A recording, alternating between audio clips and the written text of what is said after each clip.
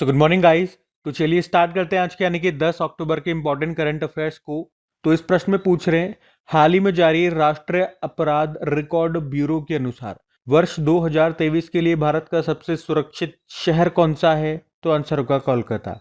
तो national crime record bureau के अनुसार कोलकाता ये लगातार चौथे साल भारत का सबसे सुरक्षित शहर रहा है। रिपोर्ट के अनुसार बताया गया कि कोलकाता में 2023 में प्रति लाख जनसंख्या पर 83.9 गंभीर अपराध दर्ज हैं, जो कि 20 लाख से अधिक आबादी वाले 19 भारतीय शहरों में सबसे कम है। जैसे कि कोच्चि में प्रति लाख आबादी पर 3192.4 अपराधों के साथ कोच्चि सबसे असुरक्षित शहर है। उसके बाद दिल्ली का नंबर आ गया, फिर सूरत आ गया। तो कोलकाता सबसे सुरक्षित है, क्योंकि यहाँ पे देखा गया कि 2023 में प्रति लाख आबादी पर सबसे कम अपराध दर्ज हैं। कितने हैं? 83.9। इसी तरह से कोलकाता में महिलाओं के खिलाफ अपराधों में भी इसी तरह की गिरावट देखी गई है। जैसे कि 2022 में महिलाओं के खिलाफ अपराधों की संख्या कितनी थी?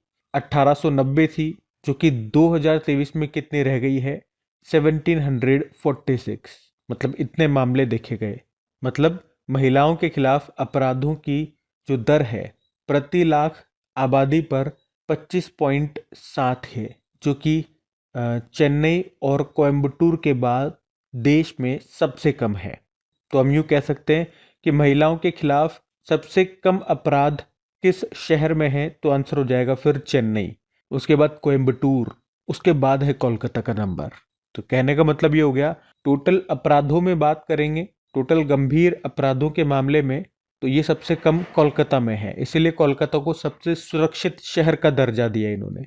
लेकिन अगर पर्टिकुलरली हम बोल रहे हैं कि महिलाओं के खिलाफ अपराधों के मामले में, तो फिर चेन्नई नंबर 1 पर है, कोलकाता तीसरे स्थान पे आ गया, दूसरे पे कोयम्बटूर है।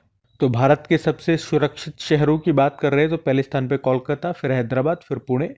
और सबसे असुरक्षित शहरों की बात करें तो पहले स्थान पे कोच्चि आ गया, फिर दिल्ली है, फिर सूरत हो गया।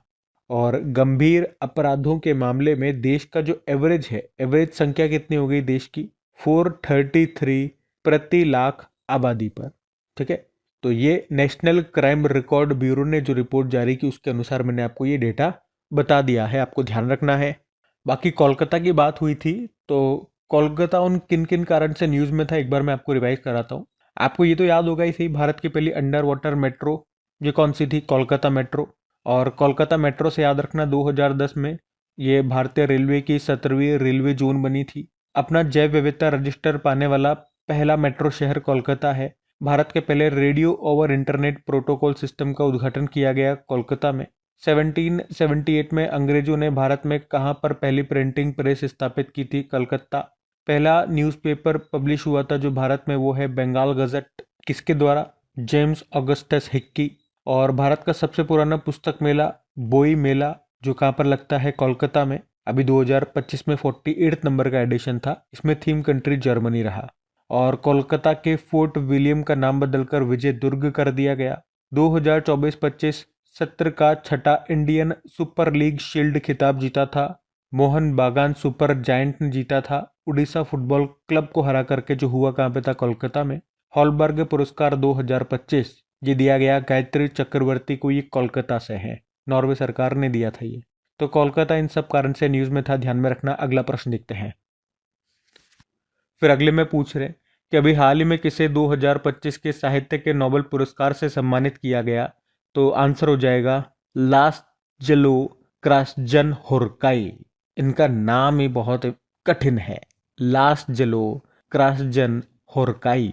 कहाँ से है? हंगरी से है। हंगरी के लेखक हैं ये लास्जलो क्रास्जनहोरकाई, जिनको अभी उनके दूरदर्शी और सर्वनाशकारी उपन्यासों जैसे कि सेटन टेंगो और मेलानचोली ऑफ रेजिस्टेंस के लिए 2025 का साहित्य का नोबेल पुरस्कार इन्होंने जीता है। एक्चुअली इनकी रचनाएं मानवीय निराशा, अराजकता और सौंदर्य की गहराइयों में उतरती है, जो उन्हें समकालीन विश्व साहित्य में सबसे विशिष्ट आवाजों में से एक बनाती है, ये कहा गया इनके बारे में। और इसीलिए इनको इस बार का 2025 का लिटरेचर का, साहित्य का नोबेल पुरस्कार मिला है लास्चेलो क्रास्जन होर्काई इनका नाम है, हंगरी से बिलोंग करते हैं।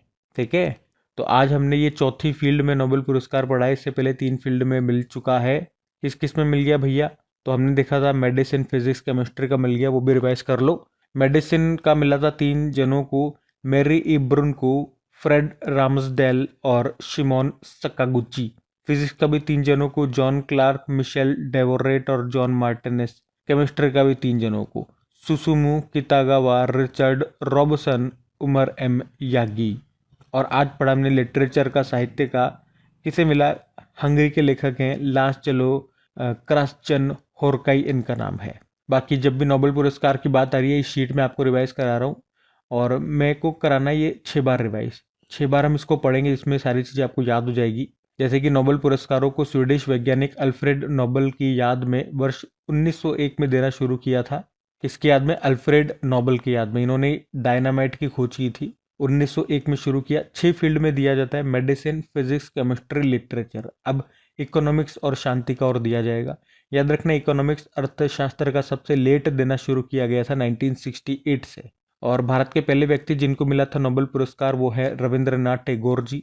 1913 में मिला था साहित्य का, उनकी कृति गीतांजलि के लिए। और सबसे लास्ट में मिला था अभिजीत बनर्जी को 2019 में इकोनॉमिक्स का।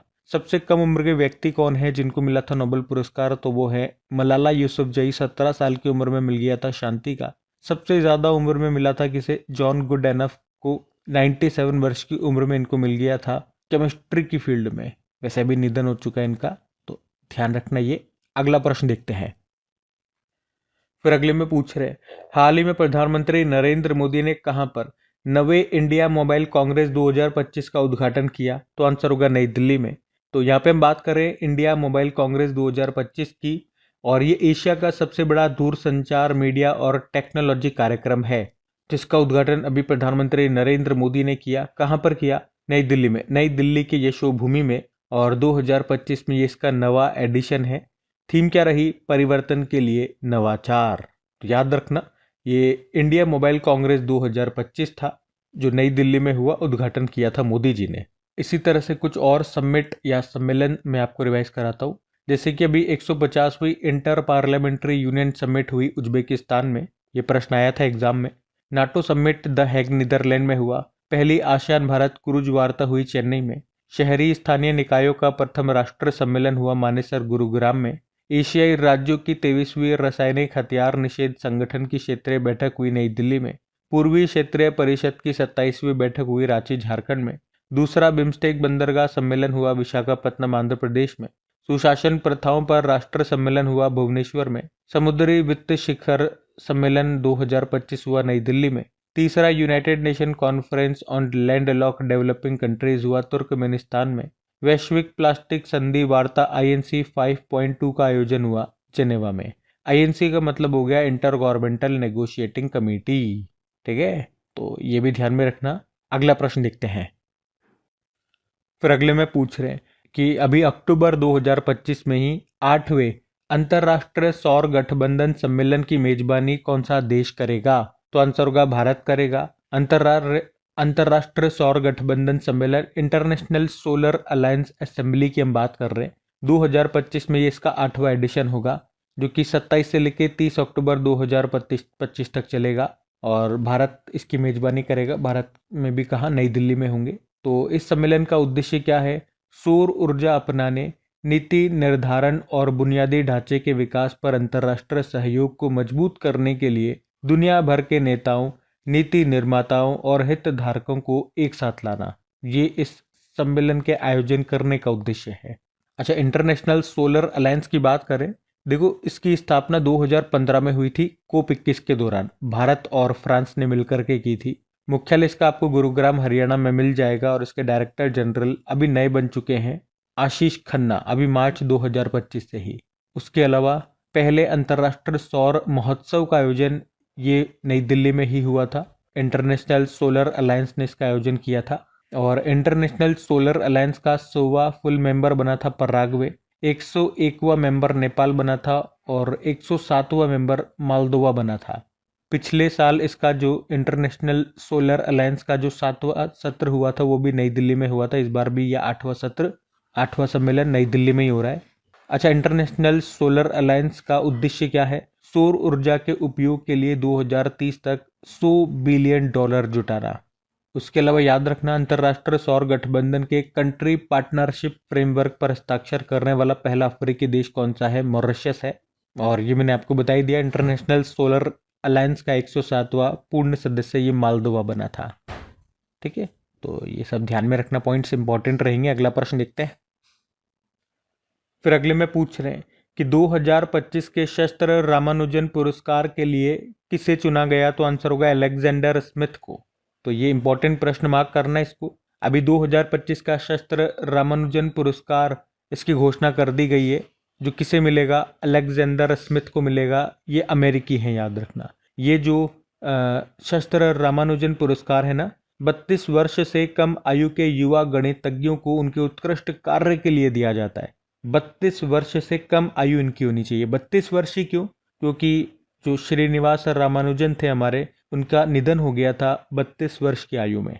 इसीलिए 32 वर्ष से कम उम्र के युवा वैज्ञानिकों को इसमें चुना जाता है। देता कौन है? शस्त्र यूनिवर्सिटी।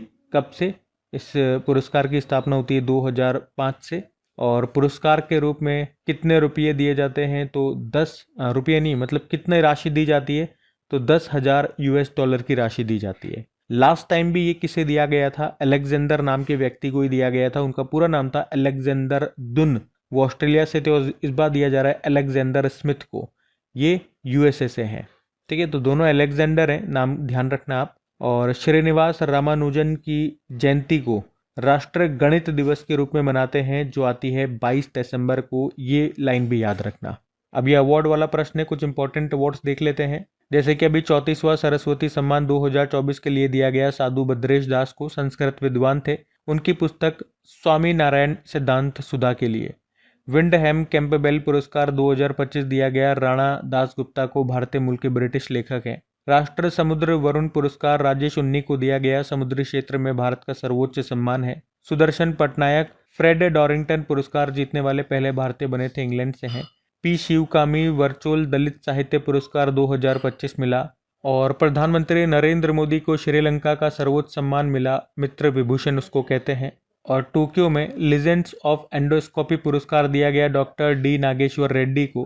किस राज्य को आधार कार्यान्वयन में उत्कृष्टता के लिए 2 UIDAI पुरस्कारों से सम्मानित किया गया? Meghalaya. World economic forum global young leader for the year 2025 किस मंत्री को चुना गया?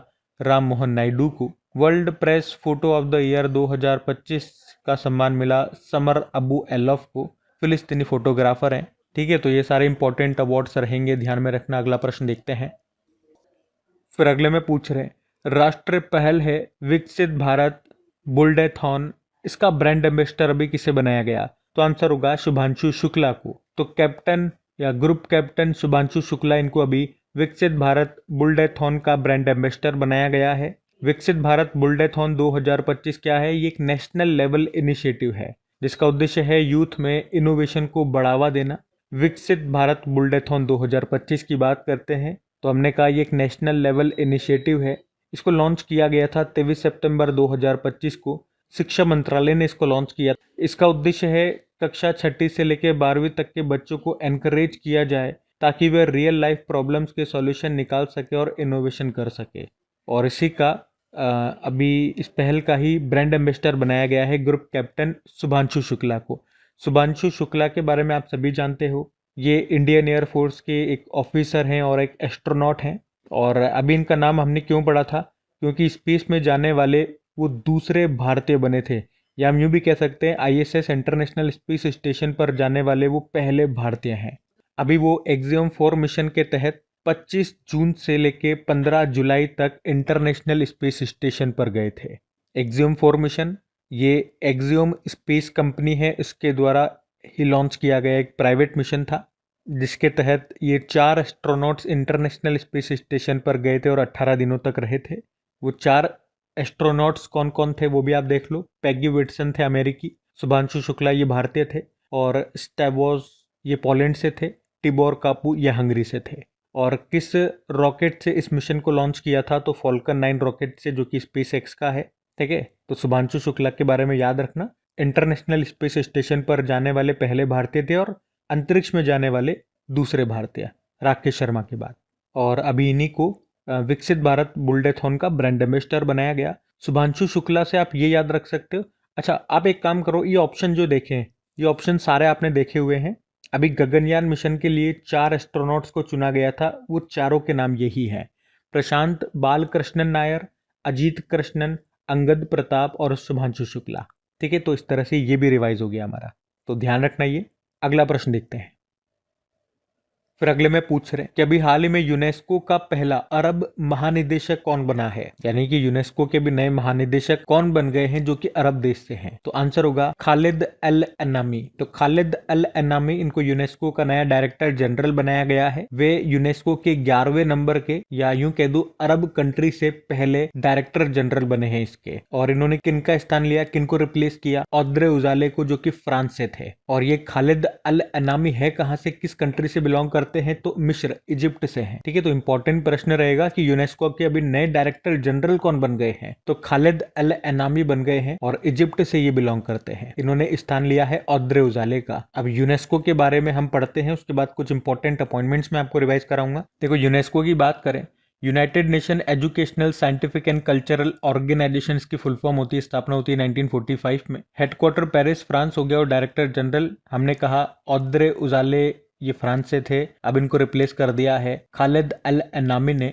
जो कि मिस्र से हैं। उसके अलावा आपको याद है अभी 2025 का यूनेस्को गिलर्मो कैनो विश्व प्रेस स्वतंत्रता पुरस्कार दिया था लॉ प्रेंस को। ये निकारागुआ का 100 साल पुराना अखबार है। और इसी के बाद जो निकारागुआ है ये यूनेस्को से अलग हो गया। अमेरिका भी हो चुका है। बाकी कुछ अपॉइंटमेंट्स मैं आपको रिवाइज करा दूं। अभी बार्क इंडिया के अध्यक्ष बने थे गौरव बनर्जी। बार्क मतलब हो गया ब्रॉडकास्ट ऑडियंस रिसर्च काउंसिल। और दिल्ली पुलिस कमिश्नर सतीश कुलचा। भारतीय मुक्केबाजी महासंघ के अध्यक्ष अभी लगातार तीसरी बार बने अजय सिंह। भारत में अमेरिकी राजदूत यानी कि एम्बेसडर बने सर्जियो गौर। प्रधानमंत्री जी के उप राष्ट्र सुरक्षा सलाहकार डेप्यूटी नेशनल सिक्योरिटी एडवाइजर बने अनीश दयाल सिंह, जबकि नेशनल सिक्योरिटी एडवाइजर हैं अजीत डोभाल। फसाई के नए CEO Rajit Punhani. New development bank के वाइस प्रेसिडेंट राजीव रंजन। भारतीय विज्ञापन एजेंसी संघ association of Indian advertising agency के अध्यक्ष बने श्रीनिवासन स्वामी। वर्ल्ड एंटी डोपिंग एजेंसी के प्रेसिडेंट विटोल्डा बाका। और इसका हेडक्वार्टर मॉन्ट्रियल कनाडा में है। 80वें संयुक्त राष्ट्र महासभा यूनाइटेड नेशन जनरल असेंबली के अभी 80वें सत्र के अध्यक्ष बने एनालेना बैरबॉक, जर्मनी से हैं। और इन्होंने रिप्लेस किया फिलेमॉन यांग को, जो कि कैमरून से थे। इंटरनेशनल मॉनेटरी फंड के एग्जीक्यूटिव डायरेक्टर उर्जित पटेल। 29वीं महालेखा नियंत्रक कंट्रोलर जनरल ऑफ अकाउंट बनी थी अभी TCA Kalyani. National hydro electric power corporation का नया सीएमडी बनाया भूपेंद्र गुप्ता को। खनन मंत्रालय के नए सचिव बने पीयूष गोयल। देश के 15वें उपराष्ट्रपति बने सीपी राधाकृष्णन, जो तमिलनाडु से हैं। ठीक है, ध्यान रखना। अगला प्रश्न देखते हैं।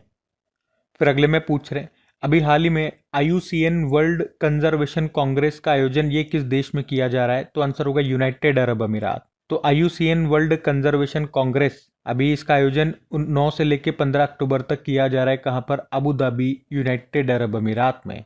और इस समिट में भारत जो है ये एंडेंजर्ड स्पीशीज के लिए अपनी पहली नेशनल रेड लिस्ट को जारी करेगा। और इस सम्मेलन की थीम है powering transformative conservation. National red list क्या है? ये IUCN की एक रेड लिस्ट है या रेड डेटा बुक। अब ये नेशनल रेड लिस्ट क्या है जो भारत जारी करेगा?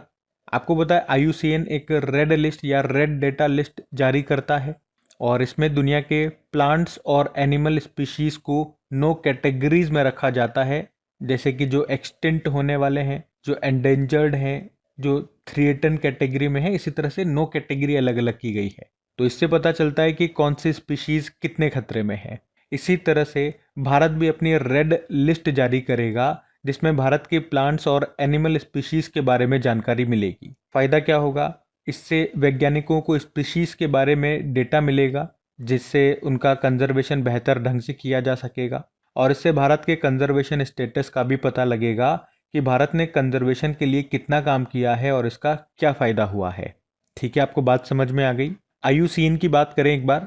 IUCN का मतलब हो गया international union for conservation of nature and natural resources, जिसकी स्थापना होती है 1948 में। हेडक्वार्टर ग्लेन, स्विट्जरलैंड में हो गया। और अभी IUCN ने हैरी मैसेल पुरस्कार दिया था, जो मिला था बिप्लब कुमार तालुकदार को, जो असम से बिलोंग करते हैं। और IUCN ने रेड डेटा सूची में मीठे पानी की जैव विविधता के महत्वपूर्ण हॉटस्पॉट के रूप में किसे सूचीबद्ध किया था? पश्चिमी घाट को, वेस्टर्न घाट्स को। ठीक है, तो ये भी ध्यान में रखना। अगला प्रश्न देखते हैं। फिर अगले में पूछ रहे हैं, अभी हाल ही में इंटरनेशनल एटॉमिक एनर्जी एजेंसी का नया सदस्य कौन बना है? तो आंसर होगा मालदीव बना है। तो अभी मालदीव को इंटरनेशनल एटॉमिक एनर्जी एजेंसी का नया मेंबर बनाया गया है। तो अब इंटरनेशनल एटॉमिक एनर्जी एजेंसी के टोटल मेंबर कितने हो गए? 181 हो गए। और इस संस्था की बात करें, इंटरनेशनल एटॉमिक एनर्जी एजेंसी की, तो इसकी स्थापना होती है 29 जुलाई 1957 में। हेडक्वार्टर वियना ऑस्ट्रिया में मिलेगा और डायरेक्टर जनरल हैं राफेल ग्रोसी, जो कि अर्जेंटीना से हैं। अब मालदीव इसका नया सदस्य बना। मालदीव लेकर के चलते हैं, ये रहा मैप में मालदीव। कैपिटल माले हो गई, करेंसी है मालदीवियन रुपया, और प्रेसिडेंट है मोहम्मद मुइज़्ज़ू। हम मालदीव के साथ में एक्वेरियन एक्सरसाइज करते हैं, एकता अभ्यास करते हैं। अभी आपको याद होगा मालदीव का global tourism ambassador Katrina Kaif को बनाया था। और इसी साल अभी मालदीव ने अपने स्वतंत्रता दिवस के मौके पर मोदी जी को चीफ गेस्ट के रूप में इनवाइट किया था।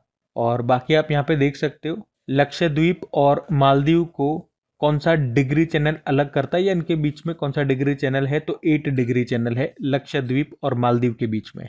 अच्छा, जिस तरह से हमने देखा कि अभी इंटरनेशनल एटॉमिक एनर्जी एजेंसी का नया सदस्य बना मालदीव, इसी तरह से कुछ और प्रश्न मैं आपको रिवाइज कराता हूँ, जिसमें हम देखेंगे कि अभी किसी संगठन में कोई नया मेंबर बना है तो वो कौन सा बना है। इस तरह के जो प्रश्न हमने करंट अफेयर्स में पढ़े, देखते हैं एक बार।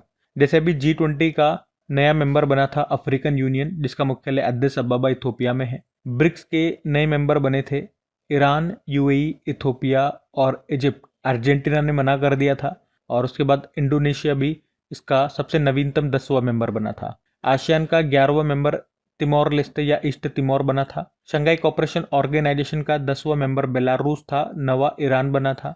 इंटरनेशनल मॉनेटरी फंड का 191 नंबर का मेंबर बना था लिंक्टेनस्टाइन। याद रखना 2024 में बना था ये, जिसकी कैपिटल होती है इस देश की कैपिटल वाडूज। वर्ल्ड बैंक का 189 नंबर का बना था नाउरू। यूनाइटेड नेशन का 193 नंबर का बना था साउथ सूडान। नाटो का 32वां बना स्वीडन। इंटरनेशनल सोलर अलायंस का 100वां मेंबर पराग्वे बना था। 99 नंबर का स्पेन और 101वां नेपाल बना था। और यूरो करेंसी को अपनाने वाला 20वां देश क्रोएशिया बना था। उसके अलावा संयुक्त राष्ट्र कमांड में 18वां सदस्य देश बना जर्मनी। न्यू डेवलपमेंट बैंक का नया सदस्य बना था, सबसे नवीनतम देखोगे 11वां तो उज्बेकिस्तान बना था, 10वां कोलंबिया। और एशियन डेवलपमेंट बैंक का 69 नंबर का मेंबर इजराइल बना। एशियन इंफ्रास्ट्रक्चर इन्वेस्टमेंट बैंक का नवीनतम सदस्य नाउरू बना, 110वां। इंटर पार्लियामेंट्री यूनियन का 181वां सदस्य बना जमाइका। इंटरनेशनल कॉपर एसोसिएशन का नया मेंबर हिंडाल्को बना। भारत जो है ये बिग डेटा और डेटा विज्ञान पर संयुक्त राष्ट्र विशेषज्ञों की समिति में शामिल हो गया। और ब्रिक्स ग्रुप का नया पार्टनर स्टेट बना नाइजीरिया। ओपेक प्लस ग्रुप में नया सदस्य बना ब्राज़ील। और इंटर पार्लियामेंट्री यूनियन का अभी 182वां भी सदस्य बन गया बेलीज। हमने ऊपर देखा था 181वां जमाइका बना और 182 नंबर का बन गया उसके बाद बेलीज। बाकी इंटरनेशनल क्रिमिनल कोर्ट अंतर्राष्ट्रीय आपराधिक न्यायालय से बाहर होने वाला पहला यूरोपीय देश बना था हंगरी। और उसके बाद हमने देखा था कि इसी से इंटरनेशनल क्रिमिनल कोर्ट से ही 3 और देशों ने अलग होने की घोषणा कर दी थी। तीनों ये पश्चिमी अफ्रीकी देश थे। कौन कौन से? बुर्किना फासो, माली और नाइजर। और WHO से कौन कौन से देश अलग हुए? अमेरिका और अर्जेंटीना। और यूनेस्को से अभी अलग होने की घोषणा कर दी थी निकारागुआ ने।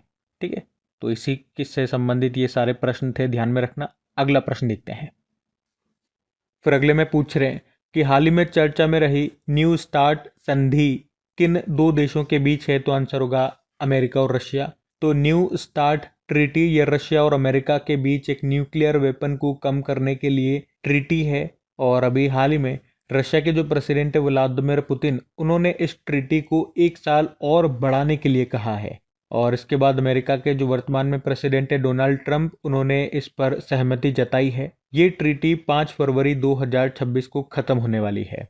तो न्यू स्टार्ट ट्रीटी ये रशिया और अमेरिका के बीच एक न्यूक्लियर वेपन्स को कम करने के लिए ट्रीटी है। और आपको बता दूं, इस ट्रीटी ने ट्रीटी ऑफ मॉस्को को रिप्लेस किया था, जो कि 2012 में ख़त्म हो गई थी। अमेरिका और रशिया के बीच है, याद रखना। इस ट्रीटी पर हस्ताक्षर किए गए थे 8 अप्रैल 2010 में। किसने किए थे? उस समय जो अमेरिका के प्रेसिडेंट थे बराक ओबामा और जो रशिया के प्रेसिडेंट थे दमित्री मेदवेदेव, उनके बीच में हुई थी ये। उन्होंने हस्ताक्षर किए थे। इफेक्टिव हुई थी ये 5 फरवरी 2011 से।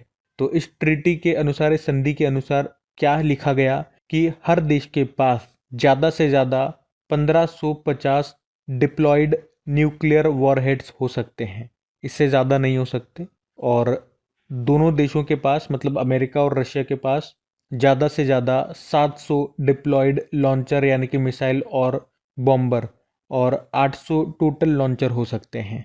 उसके अलावा दोनों देश एक दूसरे की फैसिलिटीज़ में जाकर के इंस्पेक्शन भी कर सकते हैं कि कहीं आपके पास ज़्यादा तो नहीं है।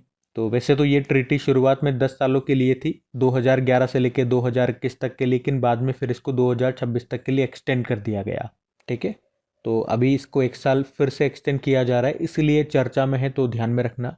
बाकी ये थी आज की हमारी करंट अफेयर्स की क्लास। कमेंट करके ज़रूर बताइएगा सेशन आपको कैसा लगा।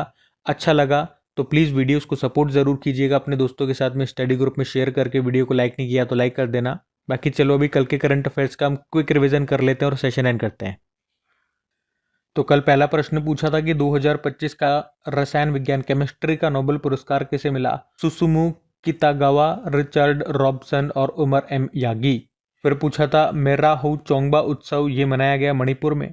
और एक बुक है after me chaos astrology in the Mughal empire, को लिखा है एमजे अकबर ने। और आरबीआई के द्वारा नॉन बैंकिंग फाइनेंशियल कंपनी क्षेत्र के लिए किस संस्था को पहले स्वनियामक संगठन के रूप में मान्यता दी गई? French industry development council. विश्व कपास दिवस मनाया गया 7 अक्टूबर को।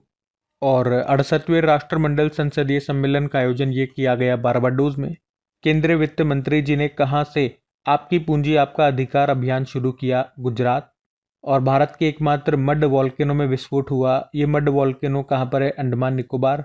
उसके अलावा दक्षिण पूर्व एशिया का पहला कोरल क्रायो बैंक किस देश के द्वारा लॉन्च किया गया? फिलीपींस। और आखिरी प्रश्न था इंग्लिश प्रीमियर लीग का ब्रांड एम्बेसडर बनाया गया भी संजू सैमसन को। बाकी चलो कल का भी होमवर्क प्रश्न देखते हैं और सेशन करते हैं। तो कल पूछा विश्व बैडमिंटन महासंघ का अध्यक्ष अभी किसे बनाया गया? तो आंसर होगा खुनिंग पटामा को, जो कि थाईलैंड से हैं। आप सभी ने प्रश्न का बिल्कुल सही उत्तर दिया। अब ये आज का आपका होमवर्क प्रश्न।